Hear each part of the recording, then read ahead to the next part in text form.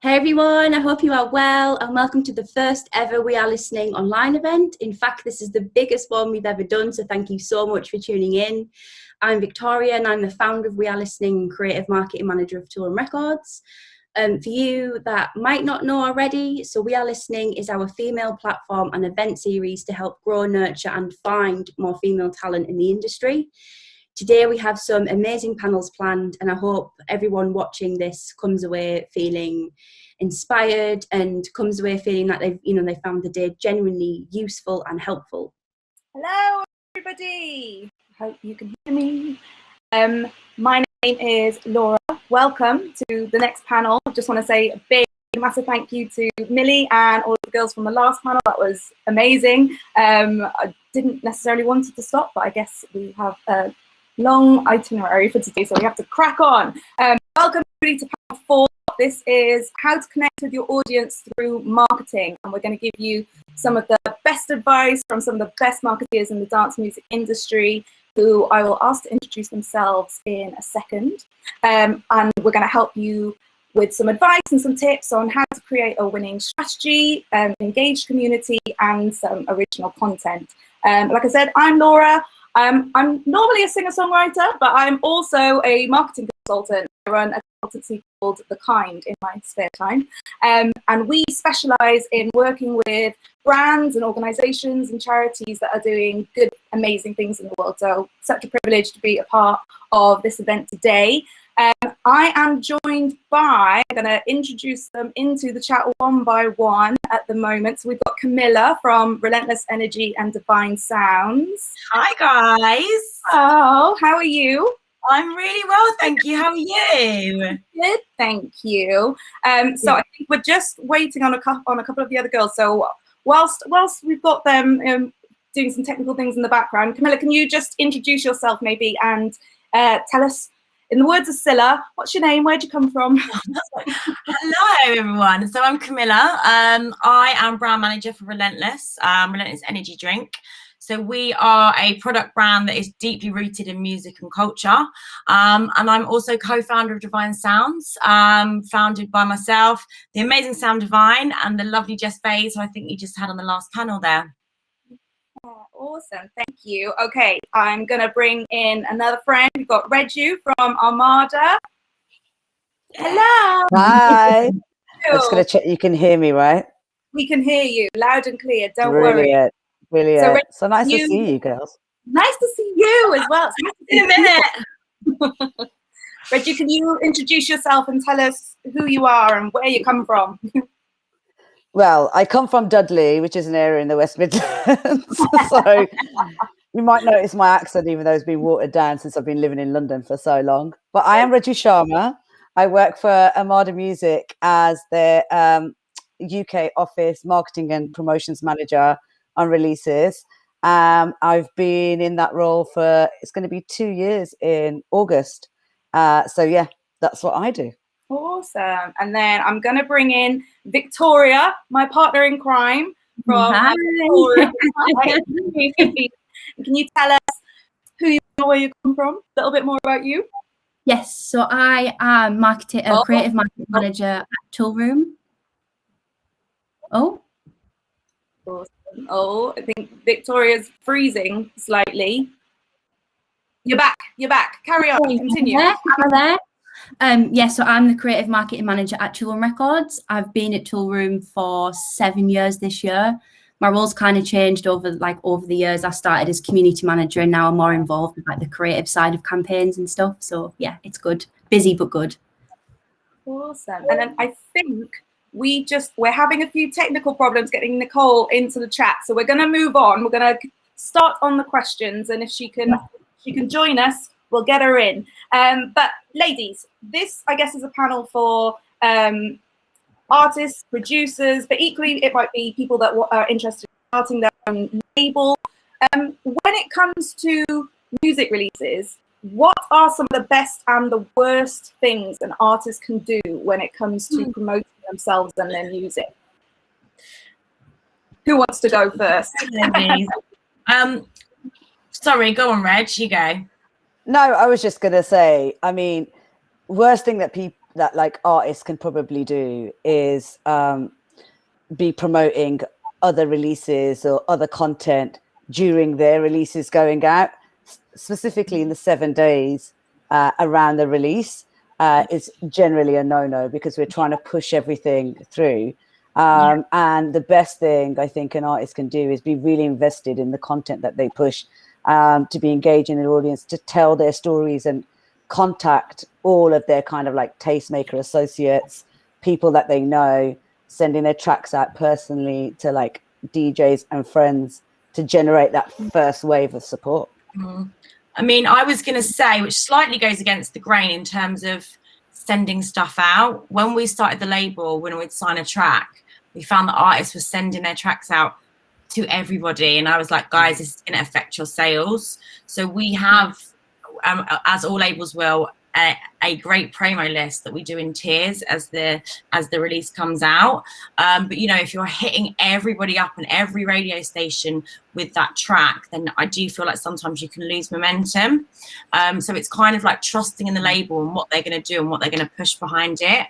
And I think it's really, really important to build like a good relationship with the label manager there to make sure that you've got the right assets, that your social schedules are aligned. So, you know, if you're putting out on one day, you want to make sure that the label mirrors that, so everything is looking smart and up to date. Because, you know, if you release before the label does, then it just has a domino effect the whole way down. So I think it's really good to build the right relationship, make sure you've got the assets that you need. I think it's a really good idea to document the whole process. Like even when you're in the studio, people really like to see behind the scenes stuff, and it really makes you engage more with an artist rather than just seeing, you know, maybe like a flyer. Anything additional that you can add really helps you to get to know an artist, if that makes sense. I definitely agree with that. I thought we were going to come on to that a bit later, but in terms of having a strategy that is all planned out and has a timeline of when you're going to hit people, I totally agree, Camilla. That's so important. Yeah, sorry, I might have jumped the gun there with the question. No, it's fine. It's fine. Pretty flowing conversation, ladies. Vic, I'm going to throw it to you. Also, I think we've got Nicole. So whilst we're adding Nicole into the conversation, Vic, do you want to maybe? Hi. Sorry, I'm a little late. Don't worry. It's fine. Don't worry. In the morning here. Oh wow. Okay. Sorry. Did we wake you up? I honestly, my fault. I thought it was tomorrow, so it was my own fault. I'm ready. Awesome. So, Nicole, we are literally just in the middle of answering the question: what are some of the best and the worst things an artist can do when promoting themselves and their music? I'm going to throw it to Vic, so you've got a couple of minutes to kind of have a little think and come up with your answer. Victoria, what do you think? I mean, it's kind of like what Cam said, really. But I think like the way I'm involved in Toolroom is my kind of how I play a part in a release strategy as well, is like right back from artwork. So it's my job to really think about what a campaign's going to look like digitally. You know, like for Disco Hearts, I use like the concept of like disco lights, and I think that that's where I pretty much come into. But I think for music, build a close relationship with the label and come up with your own ideas and try and sit down with the label as early as possible within a release campaign, talk to the marketing team, and like Cam said as well, like doing that bit of DIY content behind the scenes stuff. I think definitely now with social, people like to see that whole creative process, and people like to be, you know, how have you manipulated this vocal? How have you done that? How have you done that? So I think that's really important. And in terms of promoting themselves, I would say sit down, write a plan, have some objectives you really want to think about. Who your audience is, who do you want following, who you're promoting your music to, and create aspirational content, get involved in social media. I know it's scary and sometimes it is tough and it does feel like a second job, and the last thing you want to do is, when you've just spent a year making a track, is then thinking of ideas. But I just think have some really solid objectives as an artist, how you want to, as you want to promote yourself, and work as close as possible with a label. That would be my advice. Get in there, send ideas, have a meeting and just get brainstorming, and you'll find, you've got a, you know, we don't at Toolroom, we don't look at our releases over 1 week. These could be 3, 4, 5 months, 6-month campaigns. So we have to work together to plot out all these different stages. And, you know, if you're sat with the marketing team, like, right, I want to do this, and we're, you know, we're there to help, we're there to guide, but it has to come from the artist as well. Yeah, for sure.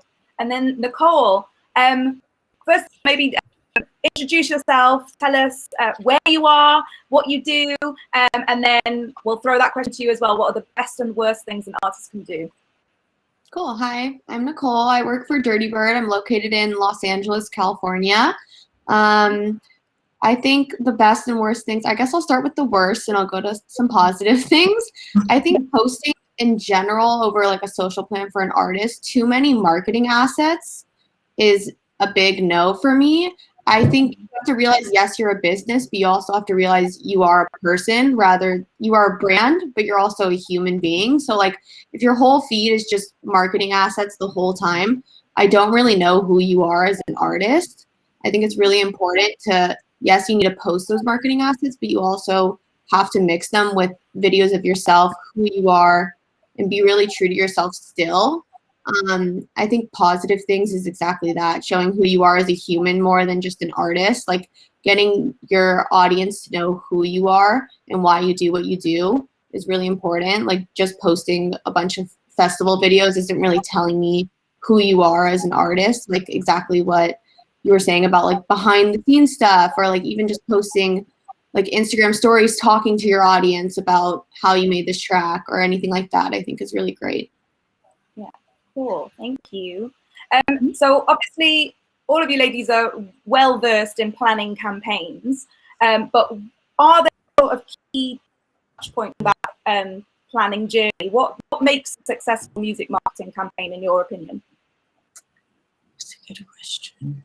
I think it's kind of just going back to a lot of points that we covered, and it's really building that relationship with the label to make sure you're aligned. And I think that kind of starts for me, or when we were building the label, was with the artwork, because that's what speaks the loudest. That's what people see the first. Yeah. Even before you hear a little bit of the track, you need to make sure that that sits well with you and it's something you feel comfortable with, because like Vic was saying, these aren't just a week that you're pushing it out. Some campaigns can last up to 6 months. So you've really got to be invested in your product, in your sound, in the way that it looks, even down to the, you know, the copy that's going to come out on socials, because you want to believe in it as much as the label believes in it, and vice versa. Things that I've come across before is where a track gets signed and then the artist seems to lose a bit of interest, and then they're just on to their next project.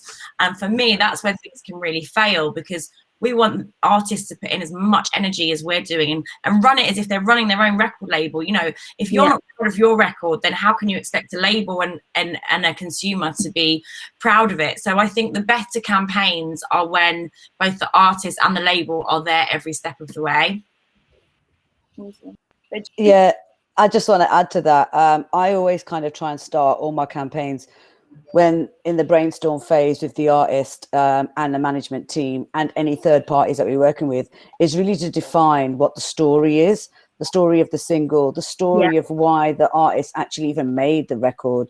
You know, what was its purpose? What was its aim? What was its mood? What was its feeling? And that way, by establishing the story in the first instance, you can then utilize the kind of platforms, because you don't have to use every single platform.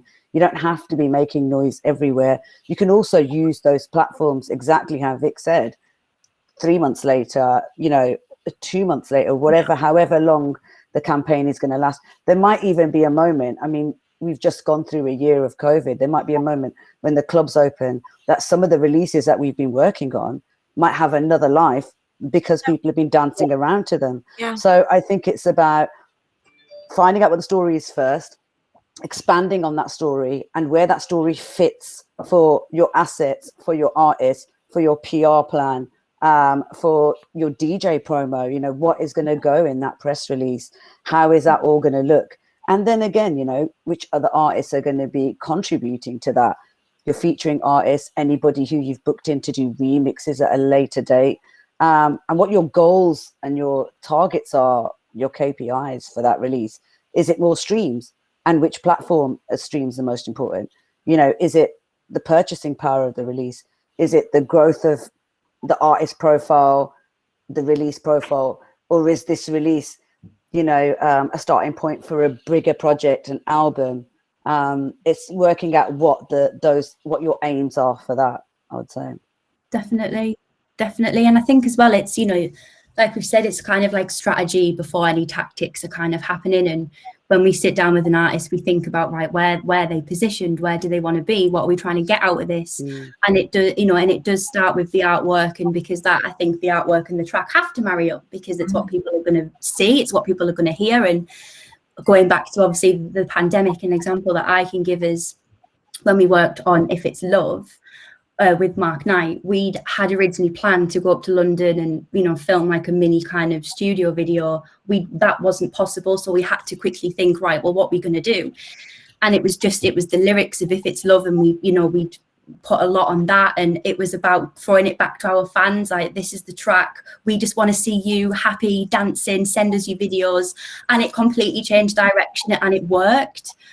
And I just think, you know, you sometimes releases don't always work the way you want them to work, and you have to think quick. And I would also say it's also like invest in the right places at the right time. So when's your press going to start? When's the radio mail out going to start? Are you working with external pluggers to help you? You know, there's different companies out there that will always offer support and always take the track to the next level. And I just think, yeah, think about the strategy and what you want to do, and then everything else will just kind of take place. Yeah, for us, we do exactly we were saying before about finding out what the story is. So like, we'll definitely take that story and use it for a lot of different aspects of the release, like within PR. And if there's like a charity aspect we can use, if it's about global warming or if it's about helping other people, like we would definitely go into a charity aspect. We are really big about what the story is on your release and building on that and letting people know the story, because people are really interested about why you made this track, how you made this track. And I think producers don't think that. They just think people just want to hear it in the club and they don't really care. But there's a lot of aspiring producers out there that are super interested in how you made this track, why you made this track. And I think streaming has been a great way to connect with our audiences more than even in the club, because people are writing back to you saying, wow, like, what synth did you use? And then the DJ will honestly answer some of the time. So it's been super amazing, at least for Dirty Bird, to be streaming so often, because all of these artists are connecting with their audience, I think, more than they ever had. So. Yeah. And I think that's something that's maybe more positive to come out of being locked in our homes for the best part of the last year, that DJs, producers, artists have realized that there's this other way to be able to connect with their audiences going live. Maybe it's showing their process of songwriting or whatever it is, but it's kind of helped them find a whole new way of engaging with their audience. Nicole, I know actually, but you've been doing a lot of things to kind of keep your community engaged, where in a time where we've had no live shows. Maybe tell us a little bit more about what you've been up to. Yeah, I mean, the main thing is definitely streaming. We stream every single day. We have about 10 live streams a week. So that's our main way of keeping our community together. And we'll even do like virtual festivals and stuff like that. I will say something more recently we've gotten into is doing clubhouses. I've actually really enjoyed those. I've been leading those with my boss, Andy. And we just talk about different topics every week. Like, do you need a manager, or women in the music industry? Like, every week we'll pick a different topic and discuss it with our audience. And it's been a great way to connect with people because you're directly talking to them, you know. It's been like a new level for us. We've been really enjoying it. Amazing. And has anybody else found, I guess, either you guys through the label or any artists that you've worked with over the last year, any kind of really engaging ways that they've stayed in touch with their communities? Yeah, I think a massive breakthrough that's happened this year, which I've massively got on board with through artists that I've been working with, is Twitch. It kind of reaches all corners of the globe, which is amazing. So it's really keeping everyone united. And the chat function's amazing. It literally is like the old DSI days. I'm not sure if anyone was into that back in the day, but it's really got that clubbing community. And then you can sort of go to room hop, you can room raid, and you end up finding like loads of amazing artists that you never knew existed. So I think that's been a really, really big step, because I think Twitch before was used for gaming. but yeah, the music industry is really taking advantage of it, and I think it's been a great step forward. Yeah, I would agree. I would say Twitch for streaming definitely, and finding new artists, but also the community. It's so important because everybody can just get involved in the conversations, and you can see right there and then feedback on records, what's doing really well, and the engagement that you want to see and read into.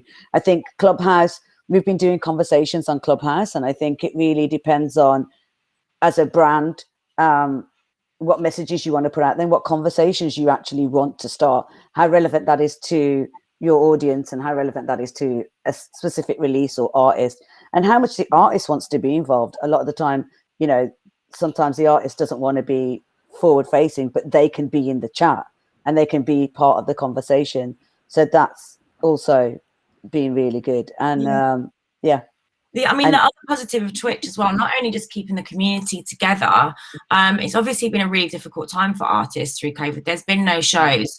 And with the Twitch platform, it allows you to tip artists. So it's kind of like a whole new income for them, because yes, there has been live streams, but I think it's only really been in the last maybe 3 or 4 months that DJs are really getting paid to do that. So being able to have another outlet, not only for them to show their new music, to do their thing, to keep the community together, it is another sort of pay stream for them, which I think is really, really important. Yeah, for sure. I'm also the community. Oh, go on. Sorry, Nicole. Go on. Sorry. I will say just quickly, I know at least my boss used to do, like, he would play demos in the club, and then from that he would realize, okay, this demo got a good reaction, maybe I'll release this demo, right? So now it's like this whole thing on Twitch where he plays the demo in his set and the chat's like, oh my god, what is this? Oh my god, what is this? Or they're not reacting to it. So it's been this whole new level of listening to demos and getting written responses. It's actually listening parties. Yeah, it's amazing. So like that's been a whole different way for us to even play our demos and get reactions and get written reactions from people. So that's been really cool too. And you kind of tend to find that you create almost a bit more like a larger loyalty amongst your fans as well. Like I'm a community manager for House Gospel Choir, for example, and we've been doing all sorts of, well, we say they look like Zooms, but they're not quite.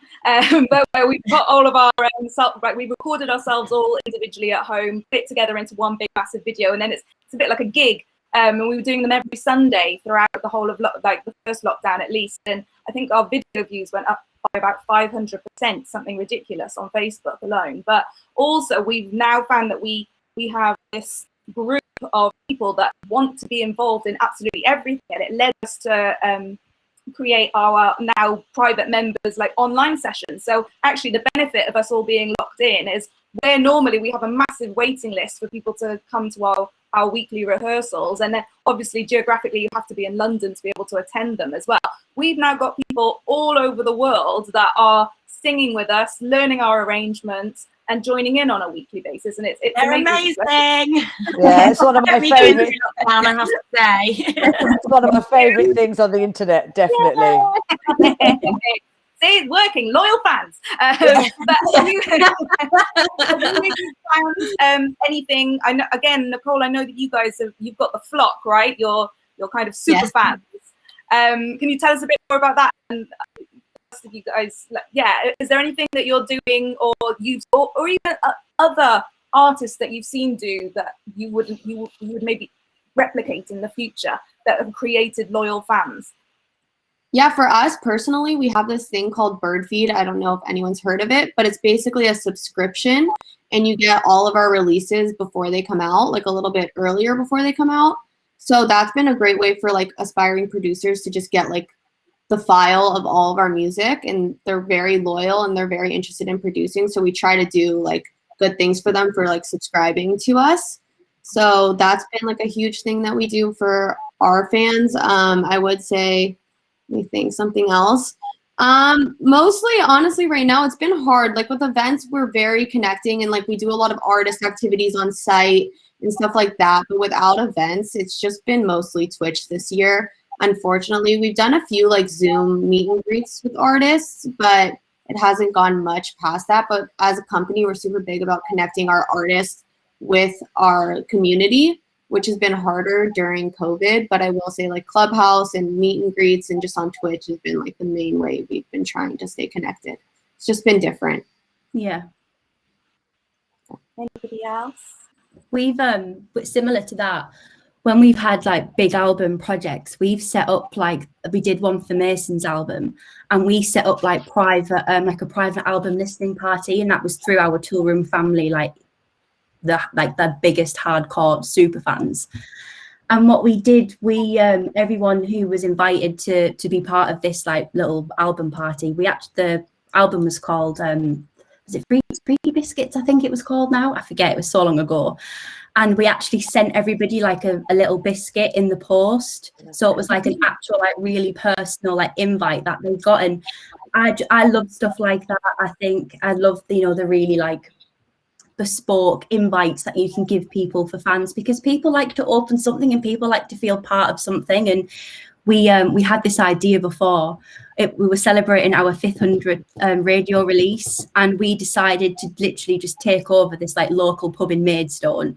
It was chaos and it was amazing, and everyone that was invited to come and party with us got sent like a really bespoke little beer mat, and all the lineup was on there, and like all the details on the day were on there. And I don't know, I just think there's something really special about giving back to fans and keeping them warm, because at the end of the day, this is why we do what we do. It's about the fans, and for me, it's anything that they can feel part of or connected to is just brilliant. As a record label, as a community manager, it's so important, and it's so nice to be able to do.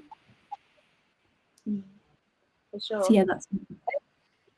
Anybody else before I move on to the next question? Because I'm very aware we're running out of time. And I guess off of the back of that, I guess that's maybe a bit more, you're sending almost like PR boxes out. You're working maybe with other brands and other businesses to be able to do that. So Camilla, obviously you work as the brand manager for Relentless Energy as well.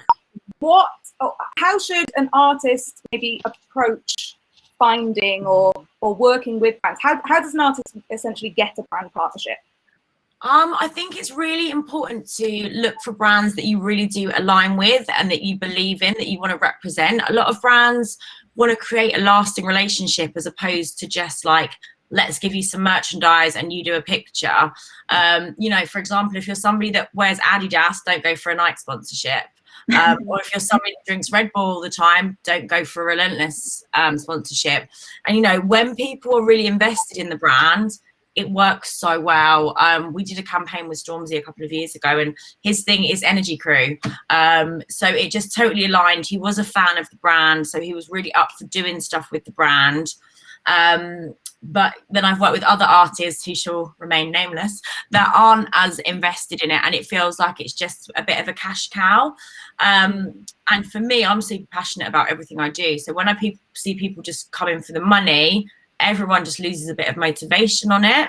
So I would really look for brands that really align with your core beliefs, that align with the right music, the right demographic, because again, there's no point in going for a brand that goes to an audience of 50-year-olds and if your key demographic is 18 to 30. So, it takes time. Don't just, throw and hope it sticks. Like, go for the right brand. And there is a bit of a myth that brands have loads of money. Not true, just to put it out there.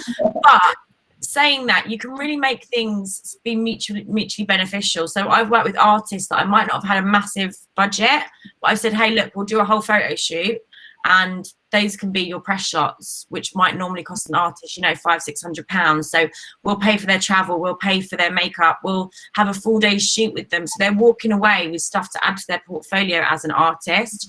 It might not be thousands of pounds at a time, but then long term, you've made an investment. And if you work well with an artist, then they'll constantly come back.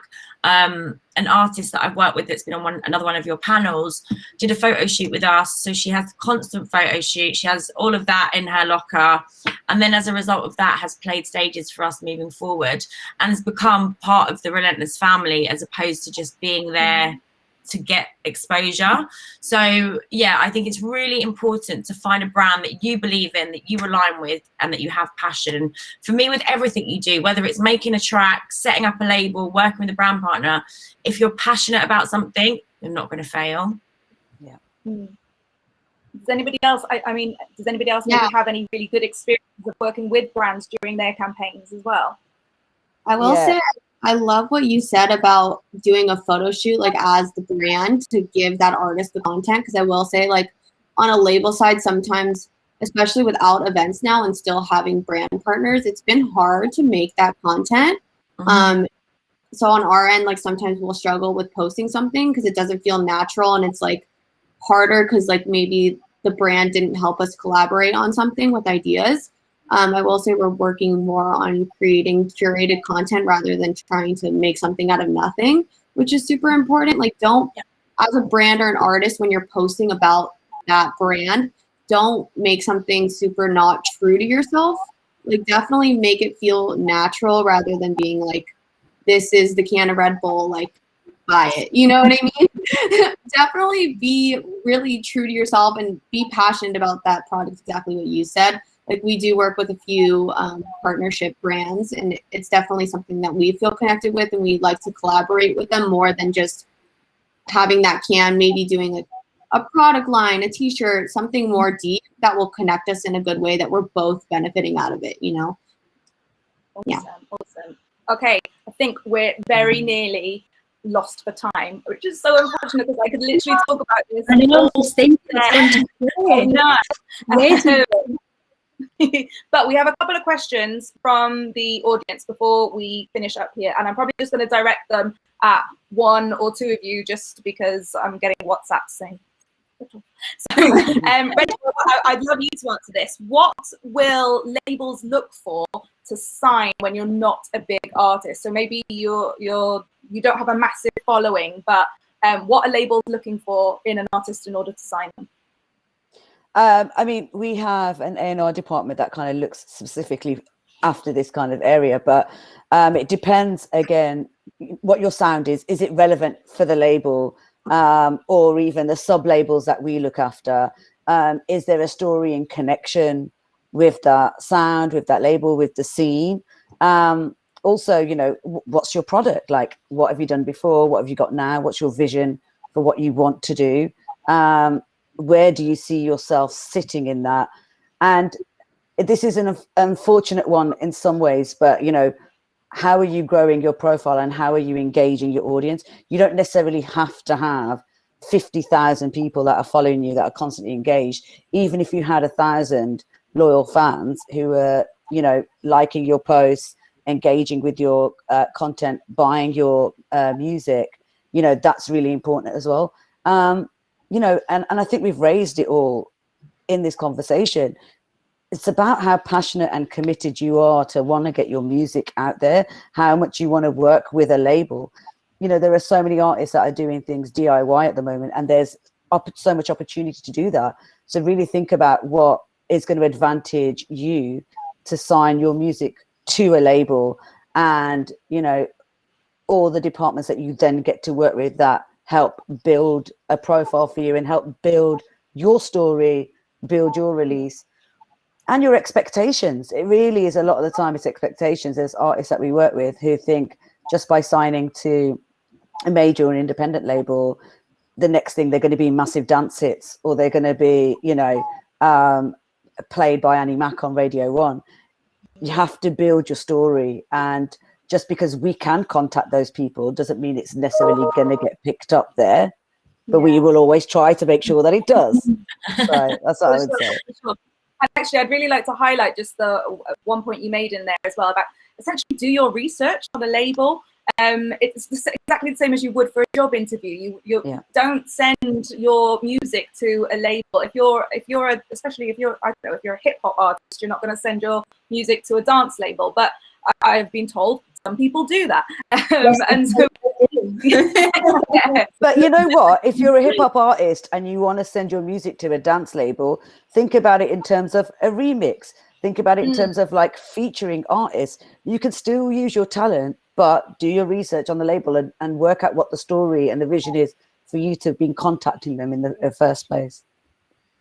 For sure. And I guess, right, I've got one more question, and I want to aim this at Victoria, because obviously Vic, for those that are watching that don't know, is the head behind the whole We Are Listening program, what we're here today. And I might kind of be bastardizing this question a little bit, but someone has asked, what are the qualities you look for when signing a female producer or artist? Wow. And I know exactly. The reason why I'm asking you that is because I guess I kind of want to highlight, is there a difference? Are you looking for anything particularly different when you're signing a female to a male? First and foremost, I mean, I don't know, like I hate this like really cliche, but obviously the music has got to kind of be right for Toolroom, and you've really got to do, and it sounds so cliche and such a boring response, but signing any new artist, any new music, first and foremost, we look for passion, dedication, making sure the music's right.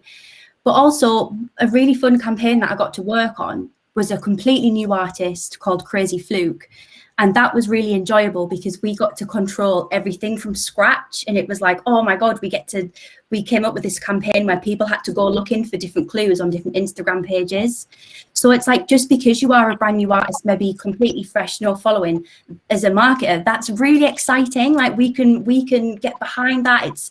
Don't let that put you off. Like, I've only got 300, followers. I haven't got the right press shots. But going back to the question, for all artists, it's passion, dedication, making sure the music's right, and the points that we made at the very beginning, going back to that, build that relationship with the label. What do you want out of this? What do you want? That's so important as well.